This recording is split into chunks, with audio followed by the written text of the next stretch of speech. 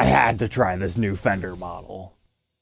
Welcome back, Troglodytes, to your daily dose of guitar information, the Trogly's Guitar Show. Tonight's episode is sponsored by Guitar Center. You can utilize my affiliate links in the description if you find these reviews and demos of their exclusive models helpful.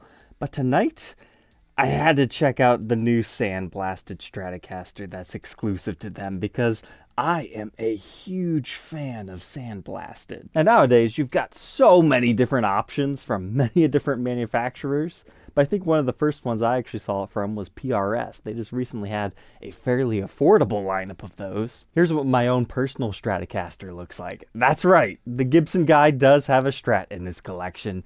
And it's because I found this thing around 2017 or so on Reverb, and I just fell in love with it. I could not sell it. It's my blue jeans with a white working shirt guitar. So I suppose in contrast, our main review and demo piece today would be my nighttime black helmet motorcycle guitar. Except for this one has a bunch of other twists that we've got to talk about. But first off, what makes these things look so unique? Well, it's all in that name, Sandblasted. This is an ash body, but essentially they take it into this giant booth and they blast sand at it. That's why it's called Sandblasted.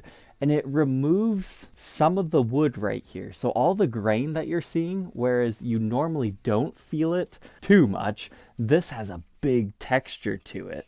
But I guess technically that does act as a slight weight relieving, but that's not the intended purpose. It's just to give this thing this really cool look. Because for weight relief, this run of Guitar Center exclusive ones are actually chambered, and you've got your choice between a Stratocaster or a Telecaster. The color we're documenting tonight is called Smoke. I'd say it's kind of an ashy bluish gray green. Smoke is fairly accurate. It plays well with your completely blacked out hardware and kind of a more dull natural finish on your neck. Then speaking of natural, they have aged natural as well, which is that yellowish amber hue. But these are a little bit pricey, a penny shy of $2,100, but similar to some of the other Fenders we've recently been reviewing, they highly spec these things out. They're already upgraded with Seymour Duncan pickups in the neck, middle, and bridge. It's USA made. You've got the stock locking tuners. It's part of the American Professional 2 lineup, so that means we get that slight swoop on our heel.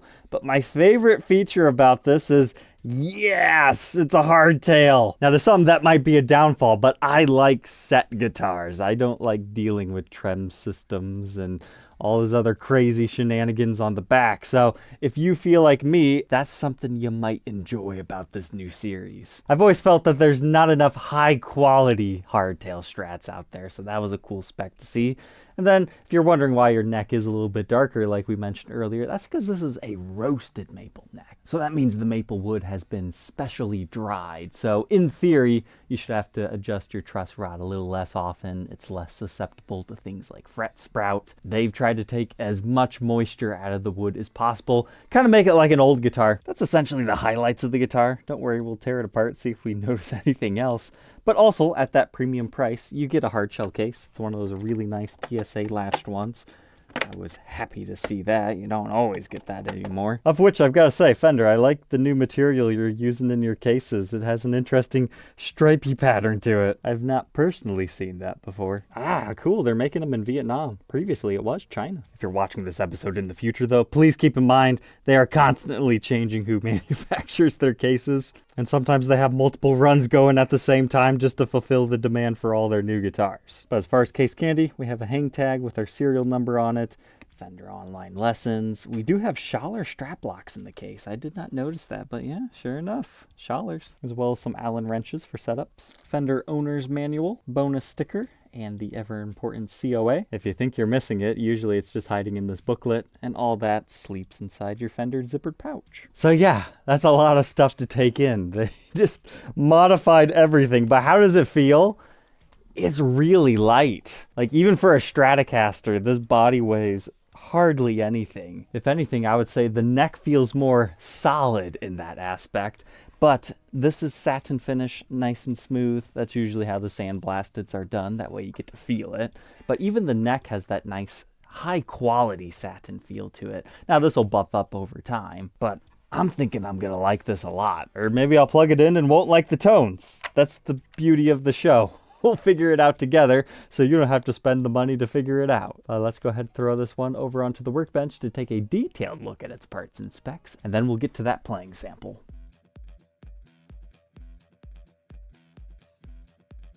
Went ahead and got rid of that plastic film that was all scratched up. This is as fresh as this one is ever going to look. I kind of wish they would have found a matted pick guard, because once you have that off, it is very shiny. But let's go ahead and dive in here. Important to note, it's routed for an HSH setup, so if you wanted to modify this further to have a humbucker in the neck, all you'd have to do is order a new pick guard or cut this one for it. But in our neck pickup cavity was a piece of tape, and on that tape was some stickers. I would assume this is the name of the worker, Francisco Segura. And then we have our usual model identifier right there. We'll just go ahead and put that back. Then there's nothing in our middle, but then our bridge has some more barcodes. But what's interesting is there's one that's painted over, and then this one dates to late January 2025, despite our serial number being 2024. Then we have another one over here in our control cavity, but oh, do we actually see some of the chambers? We do. So the way I understand chambered Stratocasters, sometimes it's just over here, sometimes you have a little bit over here, but this might be a new style, even if only new to me. But let's go ahead and break out our endoscope to check it out even further. So yeah, sure enough, this goes all the way up into our cutaway horn here. You can see there's a little jut right there. I wonder why they leave that inside the guitar. Well, I guess I can answer that for you. That's for the pickguard screw, I think, because the rest of them fall within the more solid bodied areas. But that's a good area to see the ash before it's been sandblasted. But now let's go in this way, see what we've got going on here. Again, they left some additional juts for screws to be put in. Otherwise, yeah, wow, that goes all the way down here before you get to a center block. So to recap, essentially everything has been chambered out. Now, as far as a matching chamber over here, I'm pretty sure I can hear it, but I don't think we actually have a way to access and view it. So that explains why when you take your output jack out, that it looks a little bit different in there.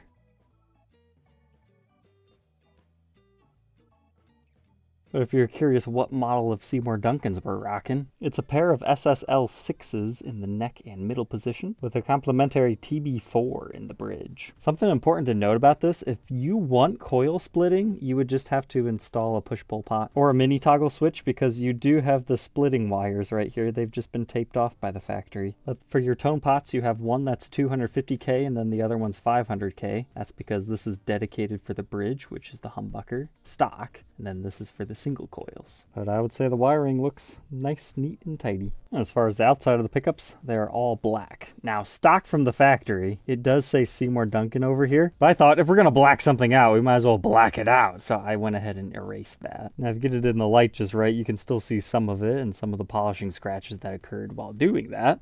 However, in most angles, it just makes it look nice and clean. I just used a little bit of this stuff and elbow grease and it came off. But you've got a black switch tip for your 5-way selector switch. And then I didn't notice this at first. You get black metal knurled knobs. They secure to the pot utilizing a flat screw. So if you're trying to remove the plastic film on yours, you actually have to remove those and then get your wrench set out to remove this around your pot. But my advice to you is do it one pot at a time. I know it's not as satisfying because you can't just go whoosh, but do it one at a time, then you won't have those frillies sticking around. Same thing with these screws. Do them one at a time.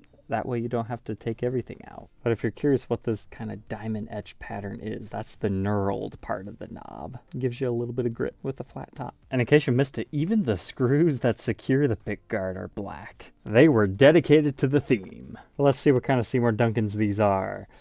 Yeah, that seems to be pretty hot. 16.96 in the bridge. Our neck position, 13.64. Middle position, 13.5. These two together, just for fun, 6.88.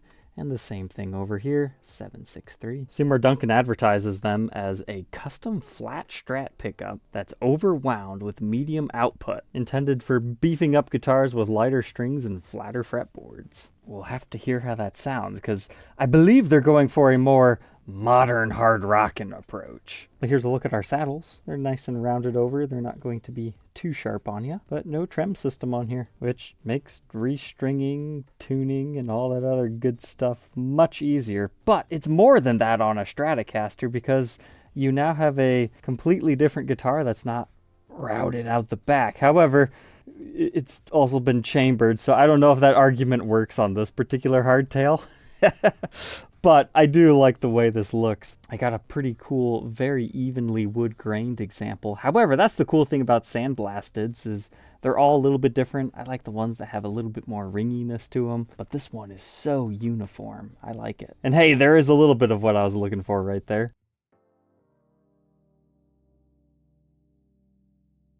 But moving on from our body, we have a roasted maple neck. And it is just a neck, by the way. It's not a maple board slapped on top of it. Your board is your neck. And I've got to say, I think we got some pretty nice wood grain on this one too. Nice and crazy. But I've got to say, straight out of the box, I was impressed with these frets. Very shiny. This meets and or exceeds expectations for a brand new guitar. And for your fret markers, it's just a regular black material. Nothing fancy there. But these are 22 medium jumbo frets, so they've got some decent height to them. I measure 1.69 inches on our bone nut, increasing to 2.06 at the 12th. Got a 0.85 first fret neck depth, and wow, only 0.876 by the 12th. They call that a modern C on the spec sheets, but my goodness, that is slim. Like, it's got a nice roundedness to it yet, but that is slim. There's a look at that neck profile at the 1st and 12th fret. You can see, just pretty flat, C-shaped, and has a 9.5 inch fretboard radius and the usual 25.5 inch scale.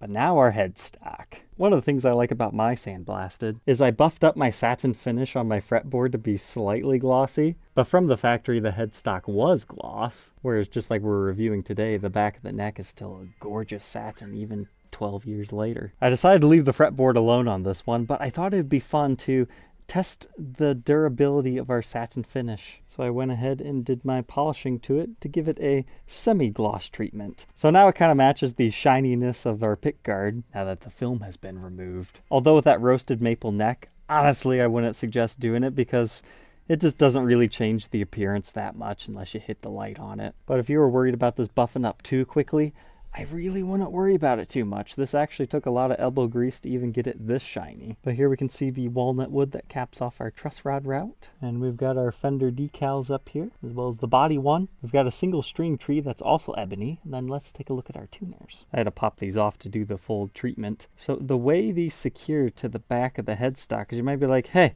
where's our mounting screws? It's because they have these barbs back here. They stick into the backside of the headstock to keep them in place. Then it just mounts from the top utilizing these nut washer systems. So if you look at the back with the tuner off, it looks like it's screaming. And otherwise, we just have the regular small style Strat headstock.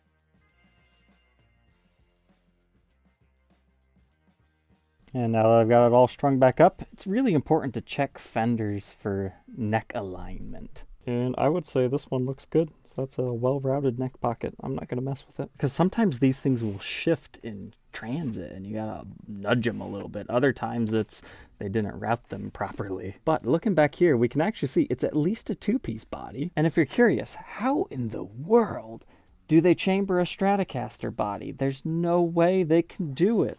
How do they get their routers in that tiny area and make it so clean? That's because this is a two-piece body. If you know to look for it, right here, you see how the wood grain does not line up? That's because there is a new back piece glued onto this. But it's not immediately obvious unless you know what you're looking for. They do a nice job of lining those wood grains up. Because if you go back to the endoscope footage, did you see the glue right here seeping out? Yeah, that's why. And what's really interesting is right here in your comfort carve, that line where all the cool wood grain stops and starts, that is the addition of our back piece there. That also helps explain why the wood grain is just so vastly different back here. It's a lot wider. It definitely makes it much different from my first Sandblasted. But once again, Schaller strap locks in our usual locations, also in black. Matching black back plate. Looks like we've got micro tilt on this, as well as our comfort swoop. Backside of our roasted maple neck is left bare, but you can see your skunk stripe of walnut. No made in USA or made in California. I know Fender's had to do other things due to strict California requirements, but this one just says serial number US 2405160.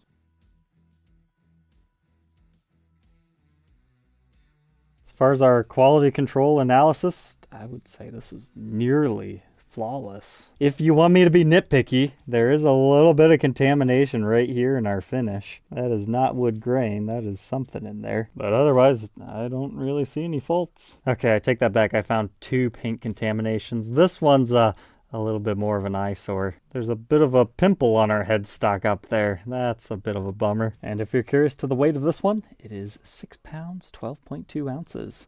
Let's go ahead, plug it in, and hear how these Duncans sound.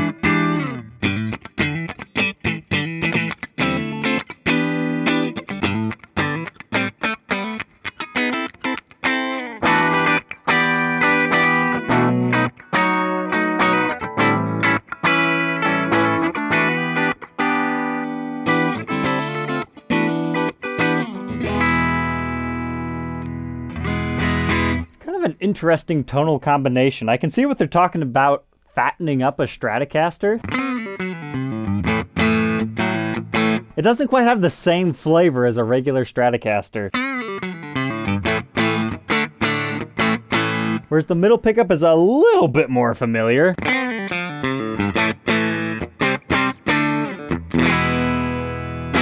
And the bridge is as you would expect with a humbucker.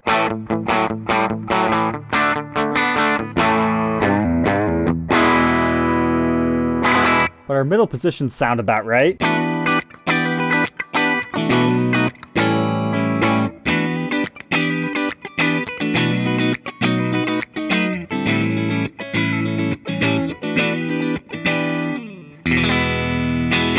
I'd say that's my favorite position on this one.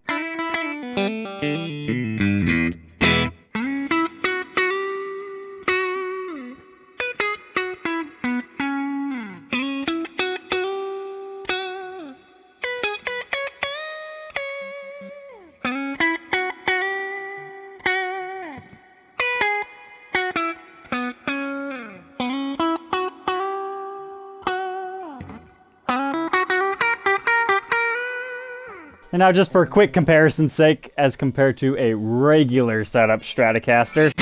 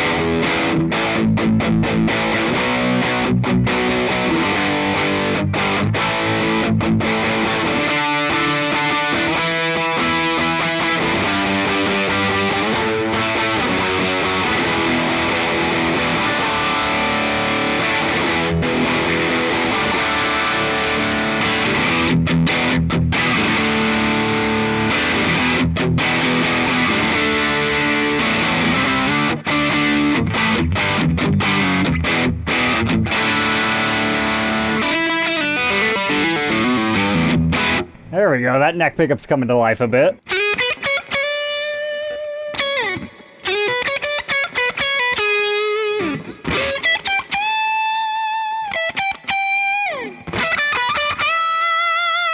Don't skimp on your middles.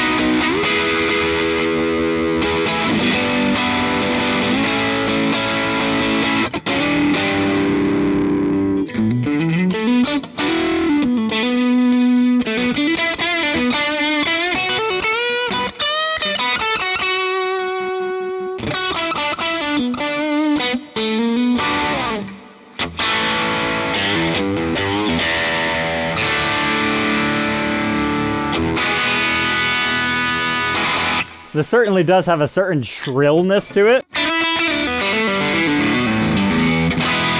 but it's endearing.